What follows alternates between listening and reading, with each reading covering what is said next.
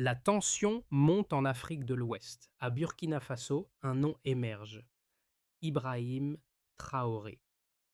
En quelques années, il a redéfini ce que signifie être un leader. Pas avec des discours enflammés, mais avec des actions concrètes, défiant l'ordre établi.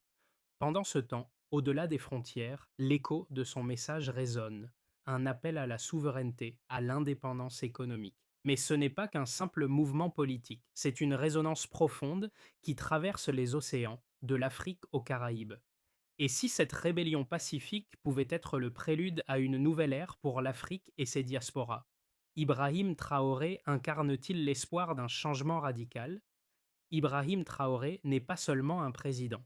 Il est devenu un symbole vivant de la lutte pour l'indépendance économique, un modèle d'autosuffisance qui inspire non seulement son pays, mais l'ensemble du continent africain.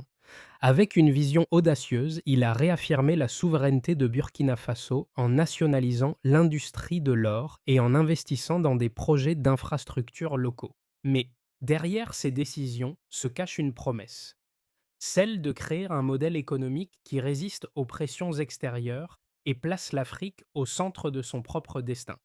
C'est une bataille contre des décennies de dépendance, une tentative de redéfinir le rôle de l'Afrique sur la scène mondiale.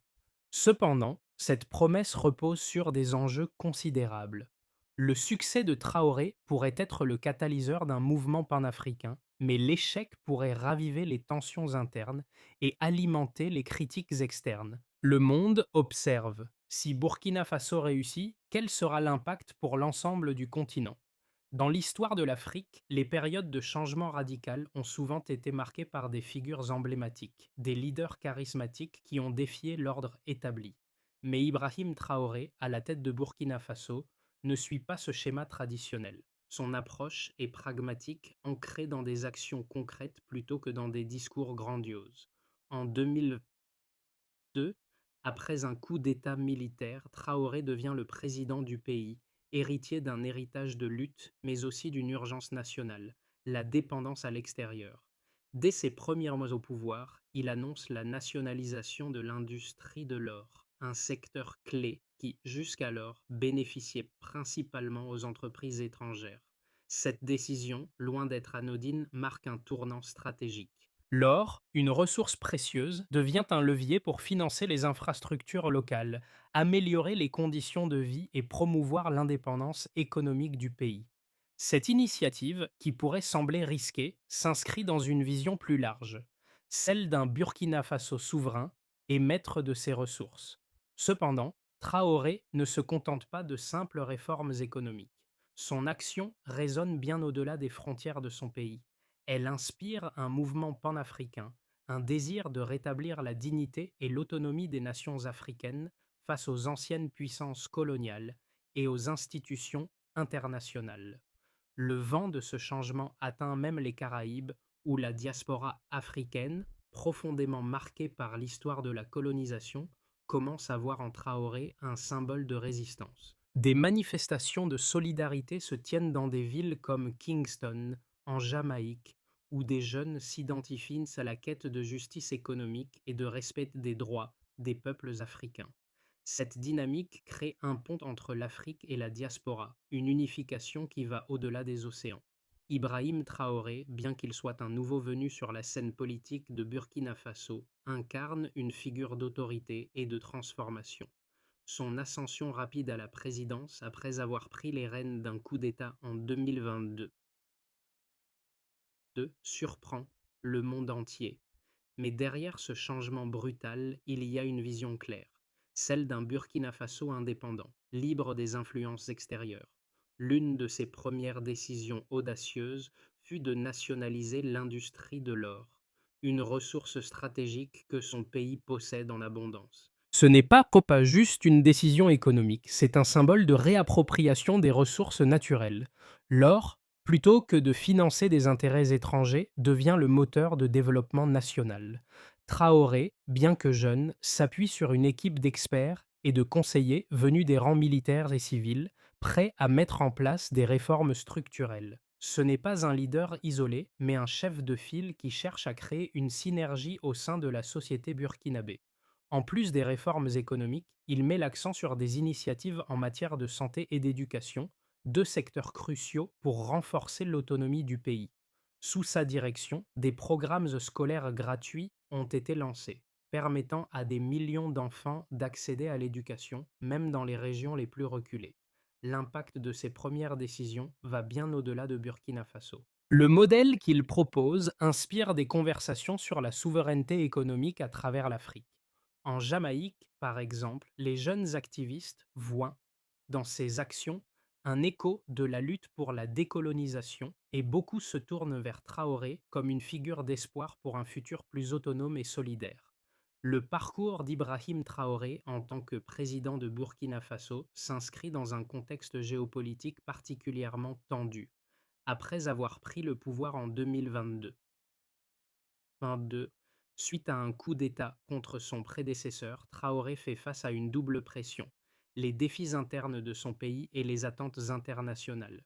L'une des premières décisions qui va marquer son mandat est la nationalisation de l'industrie de l'or, une mesure qu'il justifie par la nécessité de reprendre le contrôle des ressources naturelles du pays. Jusqu'alors, l'exploitation minière au Burkina Faso avait principalement bénéficié aux entreprises étrangères, avec peu de retombées pour la population locale. En nationalisant l'or, Traoré cherche à réorienter les profits vers les projets nationaux, notamment les infrastructures, l'éducation et la santé, et à utiliser ces ressources pour accélérer le développement. Mais ce tournant économique ne se fait pas sans résistance. À l'intérieur du pays, la nationalisation de l'industrie de l'or a été perçue par certains comme un choix risqué, car elle a potentiellement fragilisé les relations commerciales avec les pays occidentaux et les multinationales. De plus, l'industrie de l'or était l'une des principales sources de revenus pour le gouvernement burkinabé. Cependant, Traoré et son gouvernement ont fait face à ces défis avec une détermination ferme, estimant que le pays ne pouvait plus se permettre de dépendre de l'aide extérieure ou des investissements étrangers. Sur la scène internationale, la décision de Traoré a provoqué des réactions contrastées. Si certains applaudissent en son audace et sa volonté de protéger chez les ressources naturelles de son pays, d'autres, en particulier les puissances occidentales, voient cette démarche avec scepticisme. Des critiques ont émergé concernant les implications économiques de la nationalisation et certains experts ont exprimé leurs inquiétudes quant aux répercussions sur les investissements étrangers et les relations commerciales avec les institutions financières internationales. Cependant, Traoré a défendu sa position en soulignant qu'il s'agissait d'un acte nécessaire pour redonner aux Burkinabés la maîtrise de leur avenir économique. Parallèlement à cette réorganisation économique, Traoré met en place une série de réformes sociales. L'une des plus importantes est la mise en place d'un programme d'éducation gratuite pour les enfants de tout le pays, une initiative qui a permis à plus d'1 million d'enfants d'accéder à l'école. Ce programme est perçu comme un investissement dans l'avenir de la nation, en préparant une nouvelle génération capable de mener le pays vers une autonomie durable. En matière de santé, le gouvernement a lancé un vaste programme de construction d'hôpitaux et d'installations sanitaires dans les zones rurales, là où l'accès aux soins était limité. La communauté internationale observe de près ces développements, notamment en Afrique et dans la diaspora. Les actions de Traoré ont eu un impact significatif sur les jeunes générations à travers le continent, mais aussi au-delà des frontières. En Jamaïque, des manifestations de solidarité se sont tenues, soutenant les efforts de Traoré et célébrant l'émergence d'un nouveau type de leadership en Afrique.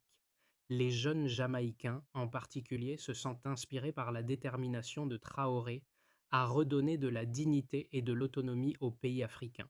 Cette solidarité est renforcée par la musique, avec des artistes jamaïcains qui ont commencé à enregistrer des hymnes en l'honneur de Traoré, notamment des chansons de reggae célébrant pour la souveraineté et l'indépendance. Ainsi, bien que le parcours de Traoré soit encore jeune, ses actions ont d'ores et déjà déclenché une série de répercussions à l'échelle régionale et internationale.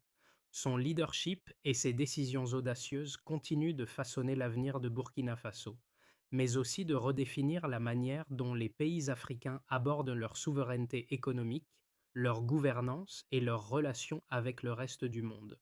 Sous la direction d'Ibrahim Traoré, le Burkina Faso a connu une série de transformations économiques qui, bien que ambitieuses, reposent sur des données concrètes qui justifient ces réformes. L'un des changements les plus significatifs a été la nationalisation de l'industrie de l'or, un secteur crucial pour l'économie du pays.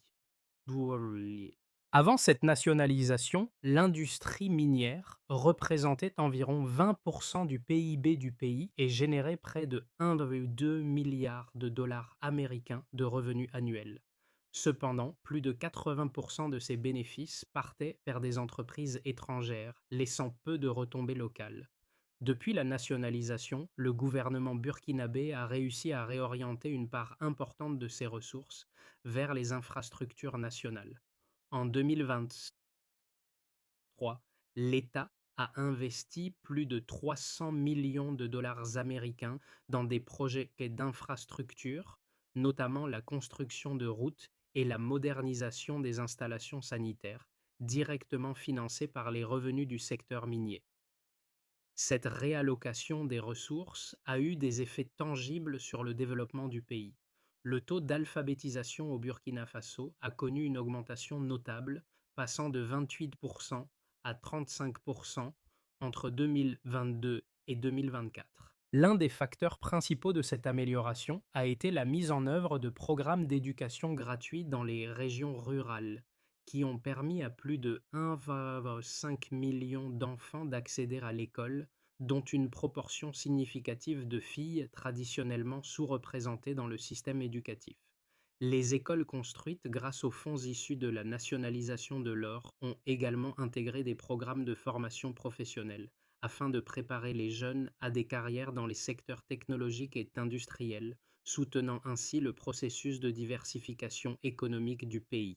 Parallèlement à ces progrès dans l'éducation, les indicateurs de santé se sont également améliorés. Le gouvernement a consacré une partie substantielle des revenus tirés de l'industrie minière à la construction de nouveaux centres de santé, en particulier dans les zones rurales où l'accès aux soins était limité. Entre 2022 et 2024, le nombre de consultations médicales a augmenté de 40% dans les régions qui ont bénéficié de ces nouveaux établissements. Le nombre de décès infantiles a diminué de 15% grâce à l'amélioration de l'accès aux soins prénataux et postnataux. Le système de santé burkinabé, qui était auparavant sous-financé, est ainsi devenu plus résilient, avec une réduction notable des maladies infectieuses grâce à de nouveaux programmes de vaccination financés par les revenus miniers. Les réformes économiques mises en place par Traoré sont également visibles dans le secteur de l'agriculture, qui reste essentiel pour le pays. En 2020,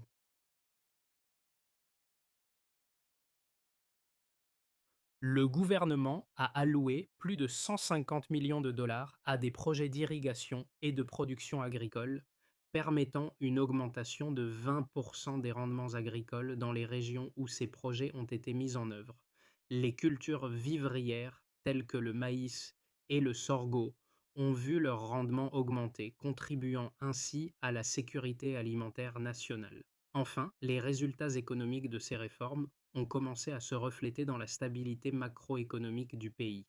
L'inflation a été maîtrisée, oscillant entre 4% et 5% par an, et le taux de croissance économique a atteint une moyenne de 6% en 2023, un chiffre supérieur à la moyenne régionale de l'Afrique de l'Ouest. Cette stabilité économique a renforcé la position de Traoré sur la scène internationale, lui offrant une légitimité croissante parmi les autres nations africaines et une reconnaissance pour ses efforts en matière d'autonomie économique. En somme, les preuves chiffrées de la réussite des réformes économiques et sociales sous Ibrahim Traoré sont claires. Une meilleure répartition des ressources, une amélioration de l'éducation, de la santé et de la sécurité alimentaire, ainsi qu'une stabilité économique retrouvée. Ces réalisations montrent que, malgré les défis internes et externes, la vision de Traoré pour un Burkina Faso autonome et prospère commence à prendre forme de manière concrète.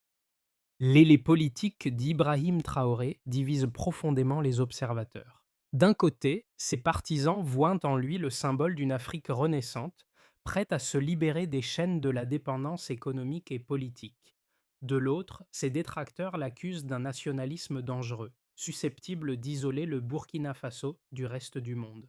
Ces deux visions méritent d'être entendues car elles révèlent la complexité de la transformation qu'il entreprend. Les partisans de Traoré mettent en avant les résultats tangibles: une hausse de la production agricole de 20%, une croissance économique stable à 6% et une réduction du taux de pauvreté dans les zones rurales. Pour eux, ces chiffres démontrent qu'une gestion centrée sur les ressources nationales peut porter ses fruits sans dépendre d'institutions étrangères. Il souligne également que sa politique a ravivé un sentiment de fierté nationale, incitant les jeunes à croire en leurs propres capacités, une ressource immatérielle mais puissante.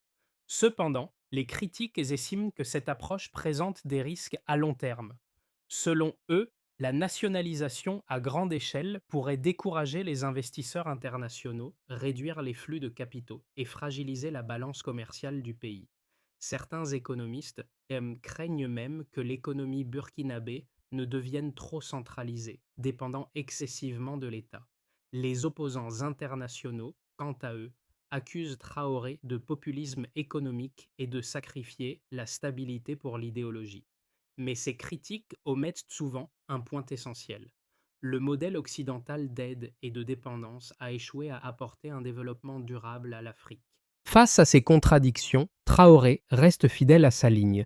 Il plaide pour une nouvelle définition du partenariat international, une coopération fondée sur la réciprocité et non sur la subordination.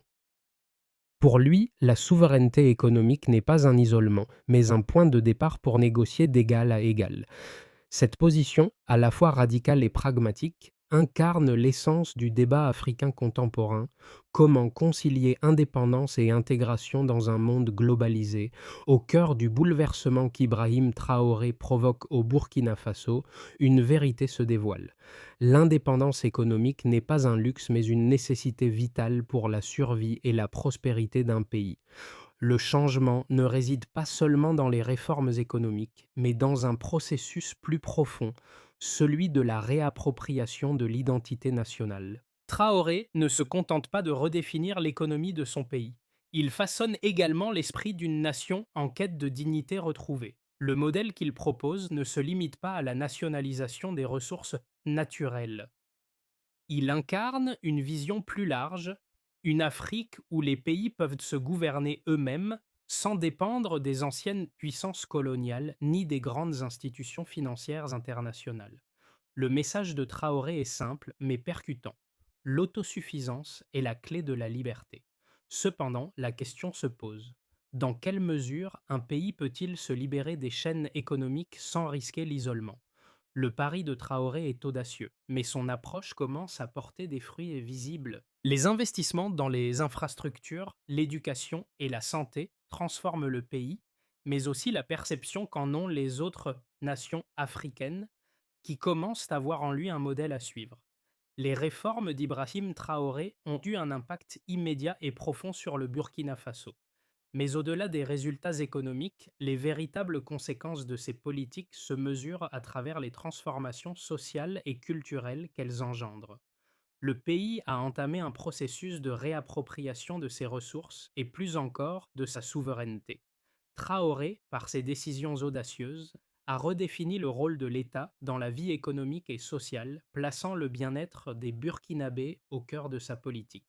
Mais cette révolution silencieuse a des répercussions bien au-delà des frontières du pays. Le modèle de Traoré commence à inspirer d'autres pays africains, en particulier ceux qui, comme le Burkina Faso, se trouvent dans une situation de dépendance économique vis-à-vis des puissances étrangères.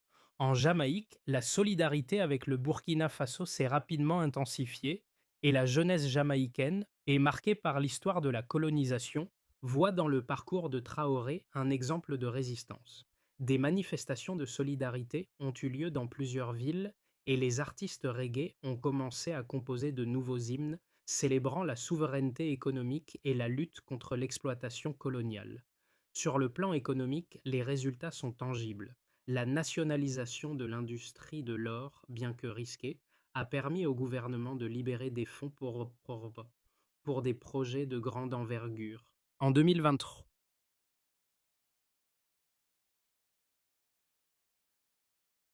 près de 500 millions de dollars ont été investis dans la construction d'infrastructures, l'amélioration de l'accès à l'éducation et la mise en place de programmes de santé pour les populations rurales. Ces projets ont eu un effet direct sur la qualité de vie des Burkinabés, avec des progrès mesurables dans l'accès à l'éducation, à la santé et à l'infrastructure. Le taux de scolarisation des enfants a augmenté de manière significative, atteignant près de 70% dans les régions rurales, et la mortalité infantile a diminué de 12% grâce aux nouvelles infrastructures sanitaires. Sur le plan international, la position de Traoré a suscité des débats au sein des institutions financières mondiales. La Banque mondiale et le FMI ont exprimé des préoccupations concernant la pérennité du modèle burkinabé, soulignant les risques liés à l'isolement économique. Mais Traoré, en bon stratège, a répliqué en renforçant les partenariats régionaux et en cherchant à créer des alliances avec d'autres pays africains qui partagent la même vision de l'autosuffisance. Les investissements étrangers ont certes diminué, mais les échanges commerciaux intra-africains ont augmenté, preuve que l'intégration régionale commence à remplacer la dépendance aux puissances coloniales. Les jeunes burkinabés, quant à eux, ont un nouveau sentiment de fierté. Leurs perspectives de carrière sont désormais meilleures et l'éducation devient un moteur de changement pour l'avenir du pays.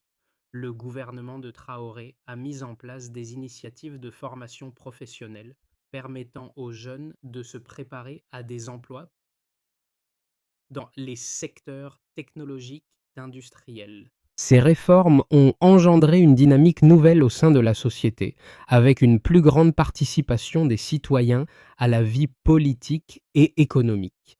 Le modèle proposé par Traoré s'inscrit dans une vision à long terme, un modèle où l'Afrique, dans son ensemble, pourrait retrouver son autonomie, tant sur le plan économique que politique. Ainsi, les conséquences des politiques de Traoré ne sont pas seulement visibles au Burkina Faso, mais aussi sur l'ensemble du continent africain et au sein de la diaspora. Le pays devient un phare de la souveraineté africaine, prouvant que l'indépendance économique est non seulement possible, mais essentielle pour la reconstruction de l'Afrique. Les 6 à 12 prochains mois seront cruciaux pour le Burkina Faso sous la direction d'Ibrahim Traoré. Ces réformes, audacieuses dans les secteurs économiques et sociaux, ont déjà montré des résultats tangibles, mais le pays fait face à des défis considérables. Trois scénarios sont envisageables pour l'évolution du pays au cours de cette période. Un scénario optimiste, un scénario de base et un scénario pessimiste. Scénario optimiste: une croissance accélérée et une coopération régionale renforcée. Dans le scénario optimiste, les réformes économiques de Traoré continuent de porter leurs fruits. La nationalisation des ressources, en particulier de l'industrie de l'or, génère suffisamment de revenus pour financer de nouveaux projets d'infrastructure, de santé et d'éducation. Le taux de croissance économique pourrait atteindre 7% en 2024, avec une amélioration notable du niveau de vie des Burkinabés. L'intégration régionale s'intensifie également, avec un renforcement des partenariats commerciaux intra-africains. Le modèle de Traoré commence à inspirer d'autres pays du Sahel et au-delà, créant une dynamique de coopération économique qui réduit la dépendance de l'Afrique vis-à-vis des puissances occidentales. Les jeunes formés aux nouvelles technologies et aux métiers industriels deviennent les moteurs de cette transformation. Scénario de base: stabilisation et gestion des défis internes. Dans le scénario de base, la situation reste relativement stable. L'économie continue de croître, mais à un rythme modéré, autour de 5% par an. La nationalisation des industries porte ses fruits, mais le pays doit faire face à des défis internes, notamment la gestion des tensions sociales et politiques liées à certaines réformes. Le soutien international, bien qu'encouragé, reste timide, en particulier de la part des grandes institutions financières, qui continuent de remettre en question la viabilité du modèle de Traoré. Cependant, le gouvernement parvient à maintenir une certaine stabilité et à progresser lentement vers ses objectifs d'indépendance économique. Les jeunes bénéficient toujours des réformes en matière d'éducation, mais les progrès sont plus lents. Scénario pessimiste: isolement économique et instabilité politique. Dans le scénario pessimiste, les réformes économiques de Traoré rencontrent de nombreux obstacles. L'isolement international s'intensifie, notamment à cause de la réticence des investisseurs étrangers à s'engager dans un marché nationalisé. Le pays fait face à une crise de liquidité avec des tensions internes croissantes. La montée de l'inflation et la baisse des réserves financières exacerbent les inégalités sociales et alimentent un mécontentement populaire. En réponse, des protestations contre les politiques gouvernementales commencent à émerger, ce qui fragilise le pouvoir de Traoré. La coopération régionale, bien que souhaitée, reste insuffisante, et le pays se retrouve pris dans un dilemme économique: continuer à suivre sa voie souveraine ou revenir à un modèle plus ouvert aux investissements étrangers.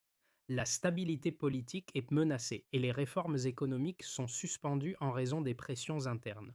Ainsi, les mois à venir s'annoncent décisifs.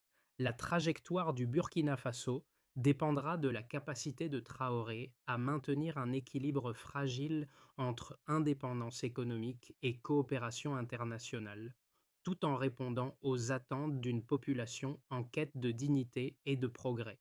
Ibrahim Traoré a non seulement redéfini la trajectoire économique de son pays, mais il a également touché une corde sensible dans l'imaginaire collectif des jeunes Africains et de la diaspora. Le message qu'il porte résonne profondément avec ceux qui, depuis longtemps, aspirent à une Afrique autonome, libre de toute dépendance aux puissances coloniales. Son modèle de gouvernance, centré sur la souveraineté économique et la réappropriation des ressources naturelles, incarne un idéal longtemps négligé: l'indépendance véritable. Ce que Traoré propose n'est pas une simple promesse politique, mais un appel à l'. Il invite les citoyens burkinabés et plus largement les Africains à repenser leur rapport à la richesse de leur continent, à ne plus voir leurs ressources comme des biens à exploiter pour le bénéfice d'autrui, mais comme des leviers pour un avenir commun et prospère. En Jamaïque, des jeunes activistes se sont emparés de ce message, trouvant dans son parcours une source d'inspiration pour leur propre lutte. Des marches de solidarité ont été organisées, des artistes reggae ont composé des hymnes pour célébrer ce nouveau modèle de leadership africain. Cette énergie est passée palpable et contagieuse. Les discours de Traoré, loin d'être un simple phénomène politique, ont engendré une véritable prise de conscience. Un nombre croissant de jeunes Africains, mais aussi de jeunes de la diaspora, se sont tournés vers lui, voyant en lui le catalyseur d'un changement radical.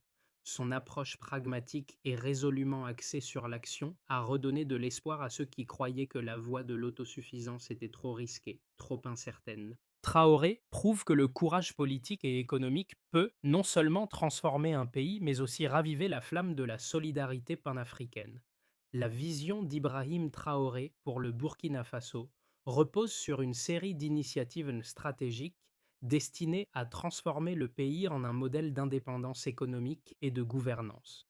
Cette transformation ne se fera pas du jour au lendemain, mais à travers un ensemble de réformes interconnectées visant à renforcer la souveraineté nationale tout en préservant une stabilité sociale et économique. La première étape de ce processus est de maintenir et d'approfondir les réformes économiques. La nationalisation des ressources naturelles, en particulier l'or, doit être accompagnée d'une gestion rigoureuse des revenus générés. Ces fonds seront investis dans des projets d'infrastructures à long terme, comme la construction de routes, d'hôpitaux et d'écoles, mais aussi dans des initiatives agricoles pour assurer la sécurité alimentaire du pays. Le développement de l'agriculture, particulièrement dans les zones rurales, doit devenir un pilier de l'économie, permettant ainsi une diversification qui réduira la dépendance aux exportations minières.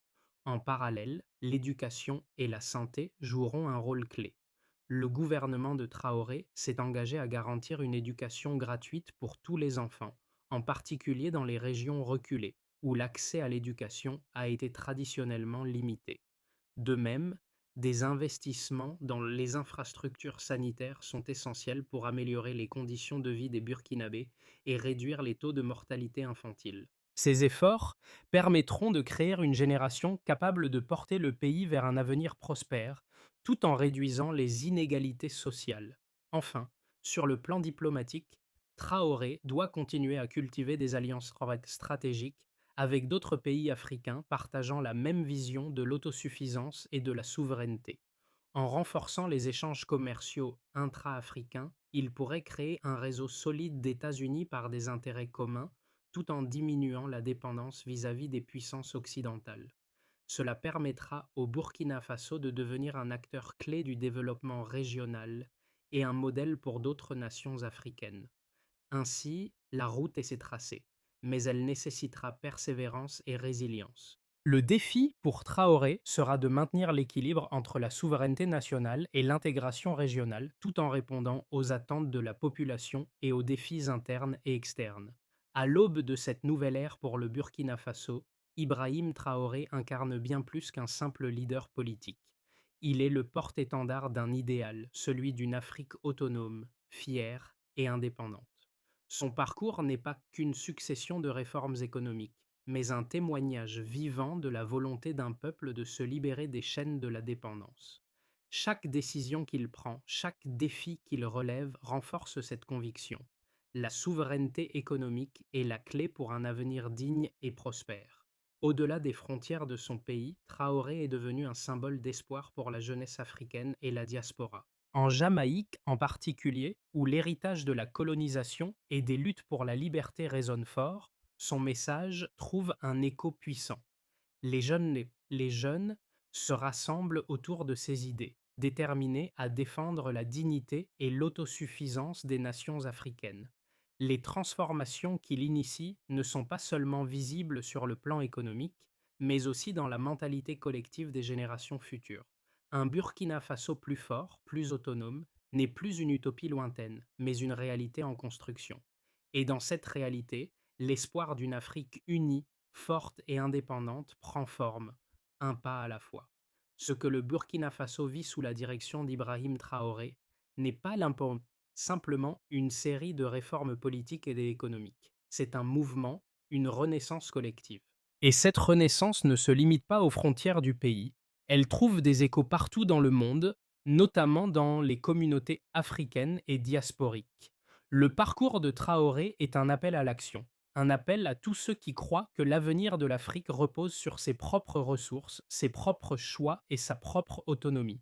Si cette histoire vous a touché, si vous croyez en la vision de Traoré et en l'autodétermination des nations africaines, partagez ce message. Parlez-en autour de vous, que ce soit dans vos discussions quotidiennes, vos réseaux sociaux ou vos communautés. Chaque action, aussi petite soit-elle, contribue à la diffusion de cette idée d'une Afrique forte, souveraine et fière. Parce qu'ensemble, nous pouvons bâtir un avenir où l'indépendance ne soit pas un simple rêve, mais une réalité pour tous. Rejoignez ce mouvement. L'Afrique doit se lever, et cela commence avec nous.